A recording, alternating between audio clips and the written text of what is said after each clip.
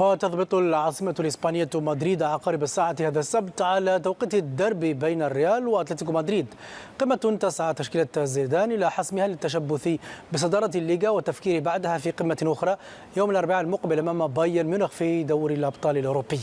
مراسلنا جمال جبلي والتفاصيل. في 26 من نوفمبر من العام 2011 في ملعب سانتياغو برنابيو رفع أنصار الريال لافتة كتب عليها: جار البحث عن منافس جدير للديربي.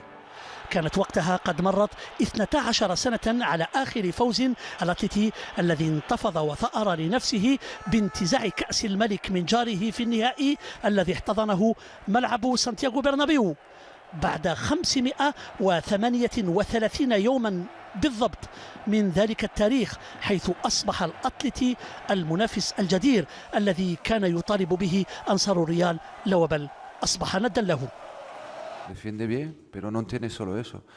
الأتلتي يدافع جيدا، واعتقد أنه تحسن كثيرا في الهجوم، ليس بمدافعه فقط ولكن المهاجمين أيضا، وكذا في وسط الميدان وعلى الأجنحة أيضا.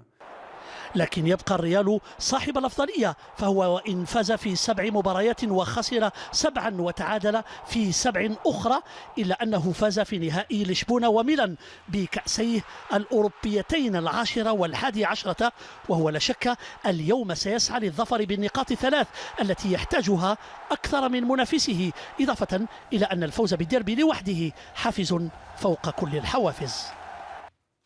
سنلعب المباراة من أجل النقاط 3 وسنرى ماذا سيحدث، ليس أكثر. زيدان الذي لم يخسر سوى 5 مباريات منذ إشرافه على الفريق، شاءت الصدف أن تكون أولاها أمام أتلتيكو مدريد وعلى ملعب برنابيو. رد الصاع صاعين لسيميوني بالفوز في ذهاب هذا الموسم بثلاثية نظيفة لا تدع مجالا للشك. فهل ستكون مباراة البرنابيو شبيهة بنظيرتها في الكالديرون؟ لكل مباراة تاريخها، وأتلتيكو مدريد في أحسن أحواله، ولا أتوقع مباراة الإياب شبيهة بمباراة الذهاب، ومع ذلك عانينا في الذهاب، ومن الممكن أن تكون معاناتنا أكبر في مباراة الإياب.